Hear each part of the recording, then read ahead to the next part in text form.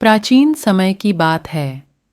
भगवान गौतम बुद्ध एक समय जनकपुरी नामक गांव में जन्मे थे। वे एक बड़े ही धनवान राजा के पुत्र थे, लेकिन उनके मन में समय समय पर विचार उद्यम की ओर आकर्षित हो जाते थे। गौतम की माता पिता ने सब कुछ करके उनकी चाहत के अनुसार उन्हें पाल पोस कर बड़ा किया था, ताकि वह जीवन के सभी आनंदों को पा सकें। लेकिन गौतम के मन में संदेह बढ़ गया था कि क्या ये सभी सुख जीवन का उद्देश्य हो सकते हैं। एक दिन गौतम गांव के बाहर निकले और वहां एक बूढ़े आदमी से मिले। बूढ़ा आदमी बहुत ही शांत और सुखी दिख रहे थे, जबकि उनके पास केवल एक ही धोती और एक कश्ती थी। गौतम ने उस सद्गुणी आदमी से बात की और पूछा, आपके पास बहुत कम चीजें हैं, फिर भी आप इतने सुखी कैसे हैं? बूढ़ा आदमी मुस्कुराए और बोले, बेटा, जीवन के सच्चे सुख और शांति केवल भीतर हैं, बाहर नहीं। मेरे पास बहुत सारी चीजें नहीं हैं, लेकिन मेरा मन शांत है और मैं संतुष्ट हूं। इस उत्तर को सुनकर गौतम के मन में गहरे विचार उदय हुए। उन्होंने बूढ़े आदमी से और भी बात की और उनसे ध्यान और तपस्या के बारे में सीखने का इच्छुक हो गए।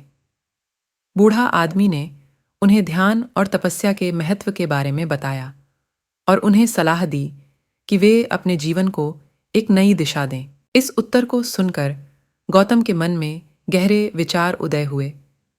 उन्होंने बूढ़े आदमी से और भी बात की और उनसे ध्यान और तपस्या के बारे में सीखने का इच्छुक हो गए।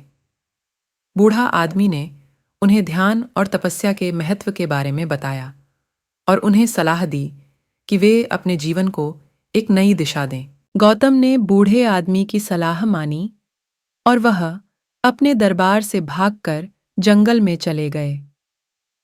वह अपने जीवन को त्याग कर ध्यान और तपस्या का मार्ग चुन लिया।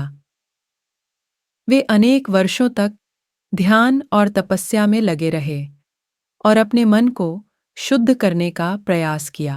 गौतम ने बूढ़े आदमी की सलाह मानी और वह अपने दरबार से भागकर जंगल में चले गए। वह अपने जीवन को त्याग कर ध्यान और तपस्या का मार्ग चुन लिया।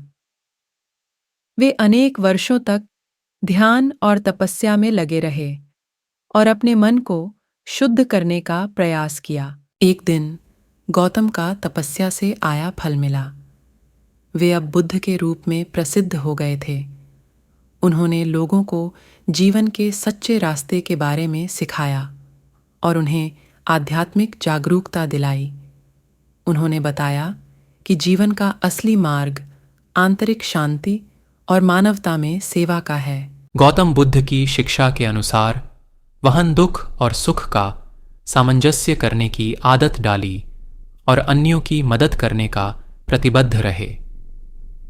उन्होंने अनित्यता के सिद्धांत की महत्वपूर्णता को सिखाया और यह सिद्धांत उनके अनुयायियों के जीवन में एक महत्वपूर्ण भूमिका निभाया।